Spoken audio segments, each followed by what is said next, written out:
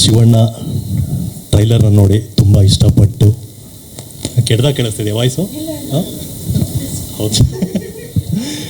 ಶಿವಣ್ಣವರು ಟೈಟಲ್ನ ನೋಡಿ ಟ್ರೈಲರ್ನ ನೋಡಿ ಮನೆಗೆ ಕರೆಸಿ ಒಳ್ಳೆ ಉಪಚಾರ ಮಾಡಿ ನಮ್ಮ ಸಿನಿಮಾ ತಂಡಕ್ಕೆ, ನನ್ನ ಪ್ರೊಡ್ಯೂಸರ್ಸ್ಗೆ, ನಮ್ಮ ಡೈರೆಕ್ಟರ್ಗೆಲ್ಲ ವಿಶ್ ಮಾಡಿದ್ದು ತುಂಬಾ ಖುಷಿ ಆಯಿತು.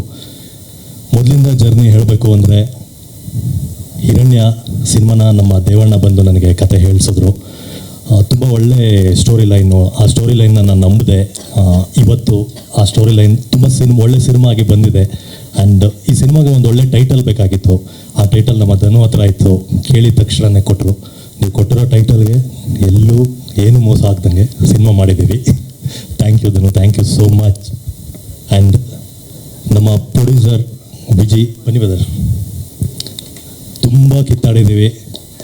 ಯಾರು ಇಂಡಸ್ಟ್ರಿಲಿ ಬ್ರದರ್ ಅಂತೀನಿ ಅಂದರೆ ಇವರೊಬ್ಬರನ್ನ ಮಾತ್ರ, ಪ್ರೊಡ್ಯೂಸರ್ನ ಎಲ್ಲರನ್ನೂ ಸರ್ ಅಂತೀವಿ. ಅಂದರೆ ಎಲ್ಲ ನಮ್ಮ ಏಜ್ ಗ್ರೂಪ್ ಅವರೇ, ತುಂಬ ಕನಸಿಟ್ಕೊಂಡು ಬಂದಿದ್ದಾರೆ. ಸಿನಿಮಾ ಬಗ್ಗೆ ಏನೂ ನಾಲೆಡ್ಜ್ ಇಲ್ಲ.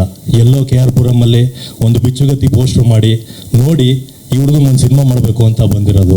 4-5 ಕೋಟಿ ದುಡ್ಡು ಹಾಕಿದ್ದಾರೆ. ಇವತ್ತು ಅವ್ರ ದುಡ್ಡು ಅವ್ರಿಗೆ ರಿಟರ್ನ್ ಆಗಬೇಕು ಅನ್ನೋದೇ ನಮ್ಮ ಜವಾಬ್ದಾರಿ.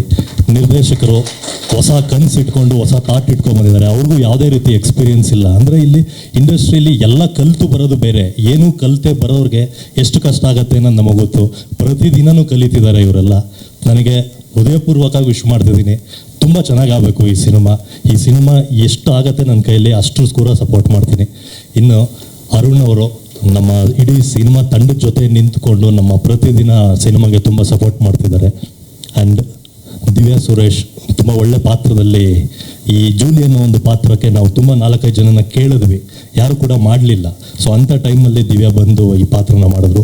ತುಂಬ ಚೆನ್ನಾಗಿ ಮಾಡಿದ್ದಾರೆ. Thank you Divya.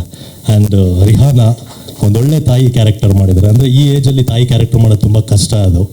So Divya ಮಾಡಿರೋದು ನನಗೆ ತುಂಬ ಖುಷಿ ಇದೆ. ಆ್ಯಂಡ್ ಮೈ ಬ್ರದರ್ ದಿಲೀಪ್, ಒಳ್ಳೆ ಹೈಟ್ ಇದ್ದೀವಿ ಇಬ್ಬರೂ.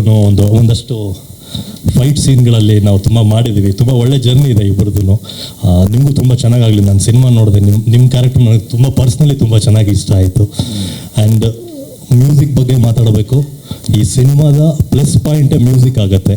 ಯಾಕಂದರೆ ನಾವೇನೇ ಕಷ್ಟಪಟ್ಟು ಮಾಡಿರ್ಬೋದು, ಆ ಮ್ಯೂಸಿಕ್ಕಿಂದ ನಮ್ಮ ಕ್ಯಾರೆಕ್ಟರ್ಗಳೇ ತುಂಬ ಎಲಿವೇಟ್ ಆಗ್ತಾ ಇದೆ. ಆ್ಯಂಡ್ ಸಿನಿಮಾಟೋಗ್ರಫಿ ಯೋಗೇಶ್ವರ್ ಮಾಡಿರೋದು ತುಂಬ ಚೆನ್ನಾಗಿ ಮಾಡಿದ್ದಾರೆ. ಅದ್ಧೂರಿಯಾಗಿ ಖರ್ಚು ಮಾಡಿದ್ದಾರೆ ಪ್ರೊಡ್ಯೂಸರ್ಸು. ತುಂಬ ಚೆನ್ನಾಗಿ ಬಂದಿದೆ. ಟ್ರೈಲರ್ ನಿಮ್ಮೆಲ್ಲರಿಗೂ ಇಷ್ಟ ಆಗಿದೆ ಅಂದ್ಕೊತೀನಿ. ನೀವೇನಾದ್ರು ಪ್ರಶ್ನೆ ಇದ್ದರೆ ಕೇಳ್ಬೋದು. ಅದಾದಮೇಲೆ ಒಂದು ತುಂಬ ಕ್ರೂರಿಯಾಗಿ ಒಂದು ಪಾತ್ರ ಮಾಡಬೇಕು ಅಂದ್ಕೊಂಡಿದ್ದಾಗ ಬಂದಂಥ ಕತೆ ಇದು. ಅಗೇನ್ ನೆಕ್ಸ್ಟ್ ನೀವು ಗಜರಾಮ ಅಂತ ತೊಗೊಂಡಿರೋ ಒಬ್ಬ ರೆಸ್ಲನ್ ಪಾತ್ರ ಮಾಡ್ತೀನಿ. ಸೊ ಬೇರೆ ಬೇರೆ ಪಾತ್ರಗಳನ್ನ ನಾನು ನೋಡಬೇಕು, ನಾನು ಅನುಭವಿಸ್ಬೇಕು ಅನ್ನೋದೊಂದಿದೆ. ಸೊ ಆ ರೀಸನ್ಗೋಸ್ಕರ ಹಿರಣ್ಯ ಸ್ಪೆಷಲ್ ಆಗುತ್ತೆ. ಇದು ಎಷ್ಟು ಡೈಮೆನ್ಷನ್ ಇದೆ ಕ್ಯಾರೆಕ್ಟರ್ಗಳಿದ್ರಲ್ಲಿ? ಬೇರೆ ಬೇರೆ ಡೈಮೆನ್ಷನ್ಸ್ ಏನು ಓಪನ್ ಆಗುತ್ತಾ? ತುಂಬ ಓಪನ್ ಆಗುತ್ತೆ. ಅಂದರೆ ಎಮೋಷನ್ ಅನ್ನೋದು ಏನು ಅನ್ನೋ ಗೊತ್ತೇ ಇಲ್ದಿರೋ ಒಬ್ಬ ವ್ಯಕ್ತಿ, ಒಬ್ಬ ರಾಕ್ಷಸ, ಒಬ್ಬ ಕ್ರೂರಿ ಒಂದು ಮಗು ಜೊತೆ ಹೇಗೆ ಮಗು ಆಗ್ತಾನೆ, ಹೇಗೆಲ್ಲ ಬ್ಲೆಂಡ್ ಆಗುತ್ತೆ, ಒಂದು 5 ಡೇಸಲ್ಲಿ ಏನಾಗುತ್ತೆ ಅನ್ನೋದೇ ಒಂದು ಹಿರಣ್ಯ ಸಿನಿಮಾದ ಒಂದು ಲೈನ್ ಆಗುತ್ತೆ. ಅಂದರೆ 19 ರಿಲೀಸ್ ಆಗ್ತಿದೆ ಸಿನಿಮಾ. ಆಡಿಯನ್ಸ್ಗೆ ಏನು ಭರವಸೆ ಕೊಡ್ತೀರಾ? ಯಾವ ಎಲಿಮೆಂಟ್ಸ್ ನೀವು ಭರವಸೆ ಕೊಡ್ತೀರಾ ಸಿನಿಮಾಗೆ? ಒಂದು ಕಮರ್ಷಿಯಲ್ ಸಿನಿಮಾನ ಒಂದು ಕಂಟೆಂಟ್ ಇಟ್ಕೊಂಡು ಮಾಡಿದ್ದೀವಿ. ಅಂದರೆ ಇದು regular hero introduction, fight, action ಆ ಜಾನರೆಲ್ಲ ಬಿಟ್ಟು ಬೇರೆ ಒಂದು ಕಂಟೆಂಟ್ ಸಿನಿಮಾನ ನಾವು ಮಾಡ್ತಾ ಇದ್ದೀವಿ. ಸೊ ಆಡಿಯನ್ಸ್ ಕೊಡೋ 100 ರೂಪಾಯಿಗೆ ಎಲ್ಲೂ ಮೋಸ ಆಗದಾಗಿರೋ ಥರ ಒಂದು ಅದ್ಭುತವಾದ ಪ್ರಯತ್ನ.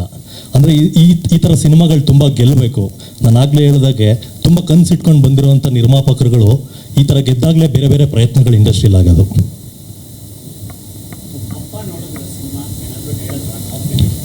19 ಒಟ್ಟಿಗೆ ನೋಡ್ತಾರೆ ಸರ್.